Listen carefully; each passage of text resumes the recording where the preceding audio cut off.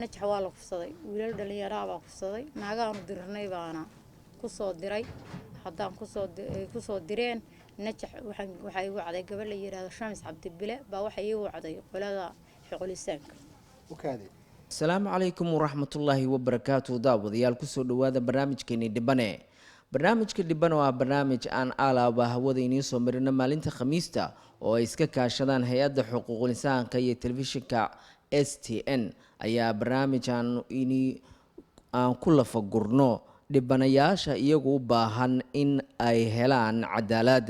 barnaamijka toddobaadkan ayaan ku haynaa hooyo iyadu dhibana isla markaana sheegtay in gabadheedu 11 jir ah laga kufsaday.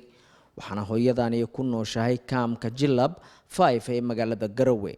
hooyadan ayaa sheegtay in gabadheeda ay kufsadeen wiilal isla markaana ay u baahan tahay cadaalad. hooyadan telefishinka STN ay kula kulmeen kaamka Jilab ee magaalada Garowe ayaa waxaa sheekadani dhex martay Cabdalle Cadde oo ah agaasinka TV-ga STN. Cawil Ismaaciil baa la dhahaa. waxaan ka caawinayaa ninka la yiraahdo Xasan Salaad Maxamed. Xasan Salaad muxuu yahay? Xasan Salaad waxa weeye aabe dhalay gabadheeda Najax. Okay. Xarun kale ma u dhashay Xasan? laba gabdhood baan hayaa. Laba gabdhood u dhashay. Okay. Xasan Salaad ma jooga magaalada? Wuu joogaa magaalada Garowe wuu joogaa. Okay. Xasan Salaad labadaas gabdhood u dhashay gabadhan waa 10 jir, gabadha kale waa 5 jir. waa 10 jir. gabadha waa Najax. ta kalena Saabrin baa la dhahaa. tan kale Saabrin baa la yiraahdaa. Najax waxay jirtaa 11 miya? 11 bay jirtaa Najax. haye Saabrin ma waxay jirtaa? waa 10 jir. 10 jir. sanad bay ka weynta. sanad bay kala weyn yihiin. maxaa ku dhacay marka Najax bal Najax waxaa ku dhacay Najax waa la kufsaday wiilal dhalinyaro baa kufsaday naagaanu dirnay baana ku soo diray haddaan ku soo direen najax waxa igu wacday gabadh la yiraahdo Shamis Cabdibile baa waxa igu wacday qolada xuqulisaanka. Shamis Cabdibile maxay tahay halkee ka shaqeysaa? waxay ka shaqeysaa waa qolada booliska oo saldhigga dhexe ee Garowe. Garowe. Shamis Cabdibile markii aad is aragteen iyada waxay ku wacday qolyaha xuquuqul insaanka miya? qolada xuquuqul insaanka ay wacday qolada xuquuqul insaanka markaan u tagay waxay igu gudbiyeen isbitaalka weyn miya mise isbitaalka weyn ee Garowe. waa gartay hadday igu gudbiyeen arintii waa la soo celiyay waxa lagu soo celiyay qolada CID-da. isbitaalka weyn maxay cadeeyeen oo sheegeen? waxay sheegeen gabadha dhaawac muujin gabadhan hadda ku ag fadhida oo la yiraahdo Najax Xasan in la kufsaday way cadeeyeen. Okay. yaa haya warqadihii marka isbitaalka? warqadihii isbitaalka waxa lagu soo wareejiyay qolada CID-da. CID-da lagu soo wareejiyay. CID adiga ma ku yeertay marka? waan soo tagnay wiilka magaciisa hadda iga maqan laakiin waa la helayaa magaciisa. waa gartay CID-da marka maxaa kala kulantay? qolada CID-da iyadoo ku jirta sheekadii barnaamijka gabadha iyagoo ku jira baa ninka aabaheed dhalay baa la yir u yeedh. gabadhan yar aabaheeda baa la yir u yeedha. Okay. haddii loo yeedhay wuxuu yiri arinta tan waan isugu imaananaa horta reerihii dhibka geystay baan isu tagaynaa.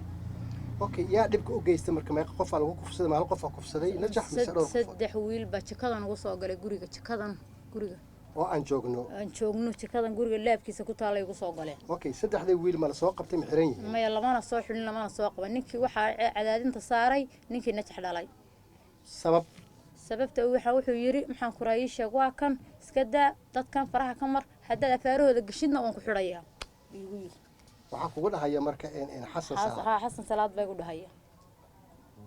sabab maxaa ku skareeyay baan ku yiri afaaraha iyo badda aniga hay gelinin mana geliyo badaha ku mana jiro afaareedana ma gelisid waanu dirnaaniyo isagii barta colaadayda ka kacday daraad baa la dakhray misana haddii la dakhray halka yaa la dakhray iyada Najax baa la dakhray bartaas lagu dhuftay xiska yaa dakraya waxa dakhray reera kaamka la degan kaamka kale labaad degan. waa gartay waa loo yeeray haddii loo yeeray wuxuu igu yiri waanu qaadnay gabadhi raajan soo saarnay maxaan ku raayishay saldhigan geeyay waxaan u soo jaray rafeeto isbitaalkan tagnay si rafeeto liban bixinay kan isbitaalka tagnay.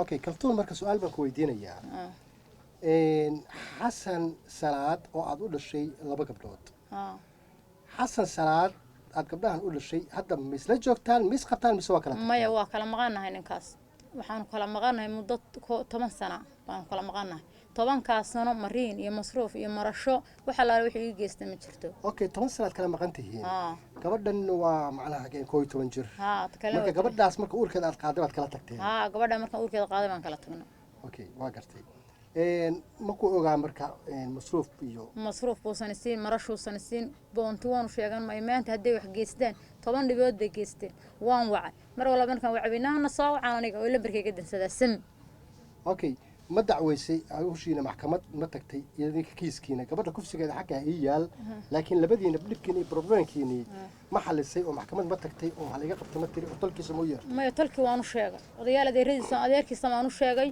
وريك جوا سعيد لي سعيد إسماعيل ده مركان أنت عم كل ولك أديرك أو تايجا قبسنا وحي يقول نحن نوش شيء أنا قبلها يجي سووريج هذا كلها هي هذا وين بايده هي أديركيس مركان ودعوه ذي لكن محكومة دي يسلق منه متقول ورك ما دعوين أوكي محا عصني سامرك حتى إن شاء الله تعالى كلثوم محمود وحن عطسني أنا أكلتون محمود عول لبان أنا محن كرايش يعني عيالك يغير إنك أمان السيو meel la iga saaro baan doonaya mariin ugu masiyo masruuf ugu masiyo marashay ugu masiyo dib baan ku qaba ana korsaday dibkooda ay geystaan ana bixiya masruufkooda ana bixiya ilmacaamada dugsigooda ana baxsada maqaaximaan u walaaqda ana u kadeedan isagana marka la yiraahdo oday u yeed buu misaan ku reecun qabateen halka iga saaro ihan jabaadiyo iyo yiraahdo maxaan ku diraa ku dilaya kaltuuna waa macsantahay hawshan hadda tan aad ka sheekaysan runtii waa wax aad u xun kufsiga gabadha sababta kufsiga waa wax aad u xun gabadha waa 12 jir